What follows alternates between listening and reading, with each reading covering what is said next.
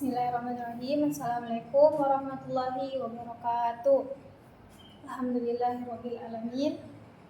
Puji syukur marilah kita panjatkan kehadirat Allah Subhanahu wa taala yang telah memberikan kita nikmat, yaitu berupa nikmat kesehatan, sehingga pada pagi hari ini kita dapat diberikan kesempatan untuk hadir di kelas ini guna melaksanakan proses pembelajaran. Dan tanpa pula kita kirimkan sholawat serta salam kepada Nabi Muhammad SAW yang menghantarkan kita dari alam kegelapan menuju alam terang benderang seperti saat ini. Baik, di sini Ibu akan menjelaskan tentang penjelasan sejarah dinasti Mughal, di mana pada pertemuan ini salah satunya dinasti Islam terbesar dan paling berpengaruh dalam sejarah peradaban dunia Islam. Nah, pembahasan ini juga sangat penting untuk adik-adik ketahui karena dinasti Mughal tidak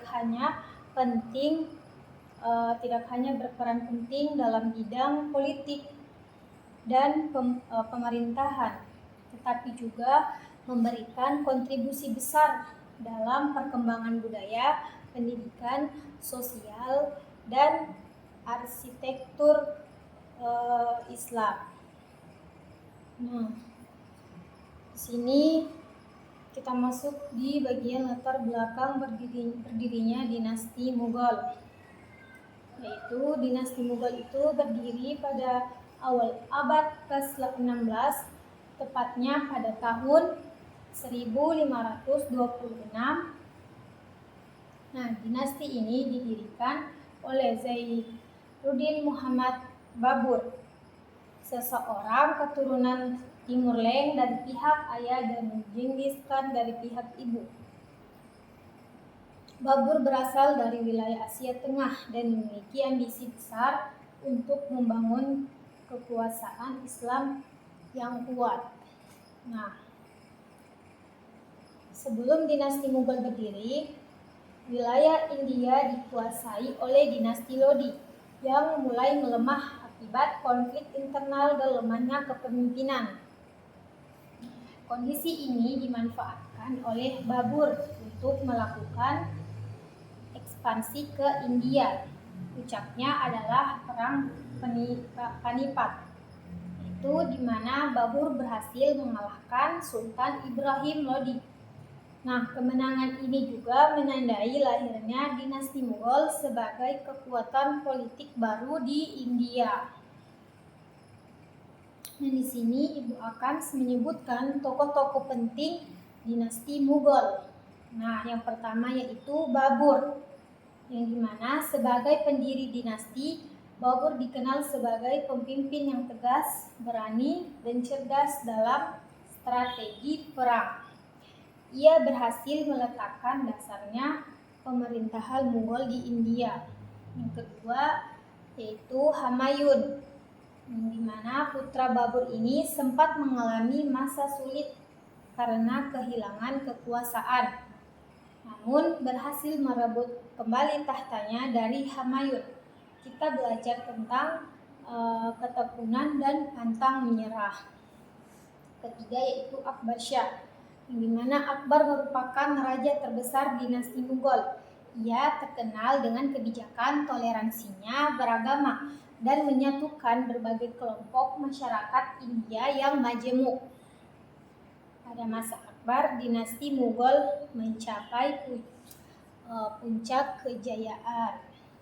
Nah, dan yang keempat yaitu Jahangir dan Shahjahan. Shahjahan dikenal luas sebagai pengembangan Taj Mahal, sebuah mahakaryanya arsitektur Islam yang menjadi simbol cinta dalam keindahan. Nah, di sini itu mungkin poin-poinnya tentang tokoh-tokoh penting dinasti Mughal. Nah, di sini kita masuk lagi di bagian sistem pemerintahan dinasti Mughal. Nah, Nah, dinasti Mughal ini merupakan menerapkan sistem pemerintahan monarki absolut yang dimana kekuasaan ini tertinggi berada di tangan sultan. Namun sultan ini juga tetap dibantu oleh pejabat-pejabat kerajaan seperti wazir, panglima militer, dan pejabat administrasi.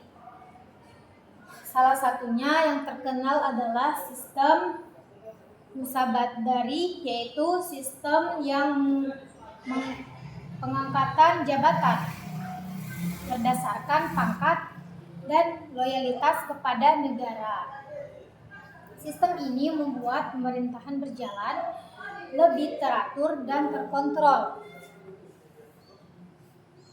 Pemerintahan Mughal juga memperhatikan keadilan, stabilitas sosial, dan kesejahteraan rakyat, terutama pada masa Akbar. Nah, baik, kita masuk lagi di bagian perkembangan peradaban Islam pada masa dinasti Mughal.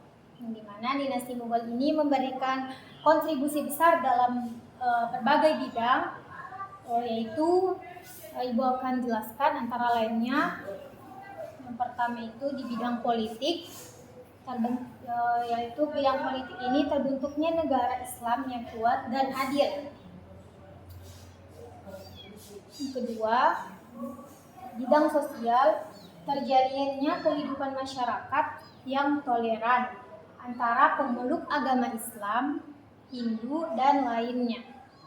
Yang ketiga yaitu bidang pendidikan, di mana berkembangnya madrasah, ilmu pengetahuan, sastra, dan sejarah-sejarah Islam.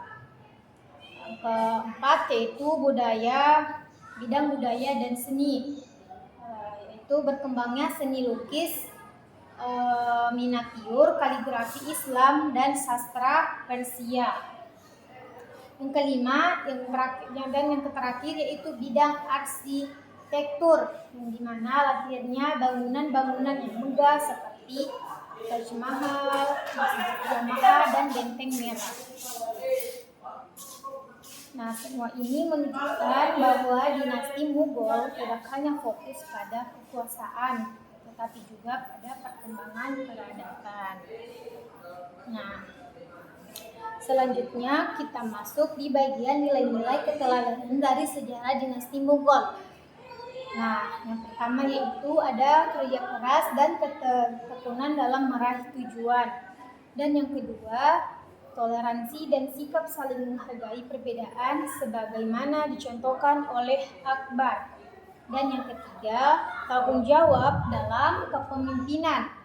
Dan yang keempat, semangat menuntut ilmu dan menghargai kebudayaan.